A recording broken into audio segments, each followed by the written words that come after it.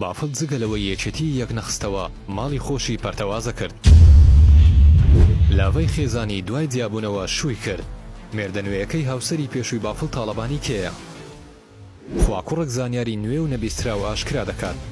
لە سەرەتای ڕووداوەکانی 8 تەموزینی و یەکێتی هەرزوو بافڵ تاڵەبانی بانگەشەی یەخستنەوەی یەکێتی دەکرد. یەکێتیەکانیشی ویان هەڵچنی بە بافڵ، بەڵام بافڵ یەکێتی لە 2-3 باڵەوە کرد بە دەیان باڵ و جگەلەوەی سەرکەوتو نەبوو لە یەخستنەوەی یەکێتی ژیانی کۆمەڵایەتی خۆشی وێران کرد و ماڵەکەی خۆشی پەرتەوازە کرد و لە هاوژینەکەی جیابیەوە.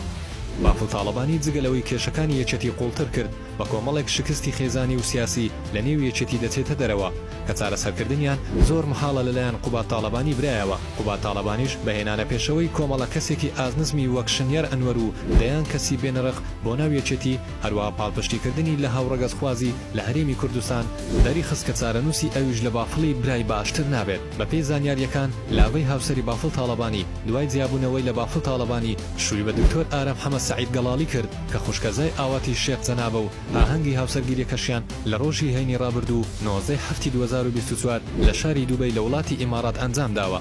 دکتۆر ئارام گەڵاڵی پرۆفیسۆری یاریدەدەرە لە نەخۆشی شێرپەنجە لە زانکۆی هارڤاردی ئەمریکا و باوکی شەهید بووە و لە کۆتاییەکانی ساڵی 1997 ڕووی کردوتە وڵاتی سوید و دواتر بۆ ئەمریکا و پارساڵیش لە مانگی 8 2023 لەو وڵاتە بەهۆی توێژینەوەکانی لەسەر شێرپەنجەی مێشک خەڵاتی ڕۆناکترین مێشکی پێدرا و لاڤەش لە دۆخی ناجێگیری بافڵ ڕووی کردە بەهرەدارترین پزیشکی کورد لە ئەمریکا.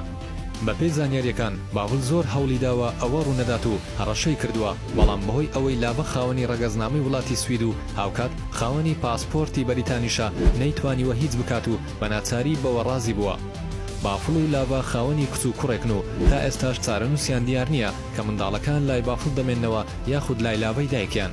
جێی باسە بافڵ لە 21 حوتی 2024 لە دووبەی گەڕاوەتەوە بۆ سلێمانی و وا بڕیار بووە سەرپەرشتی کۆبوونەوەی مەکتەبی سیاسی یەکێتی بکات، بەڵام بەهۆی ئەوەی بارودۆخی دەرونی بافڵ تەواو نییە تا ئێستا کۆبوونەوەکە نەکراوە و هیچ دیدارێکیشی لەگەڵ کەس نییە.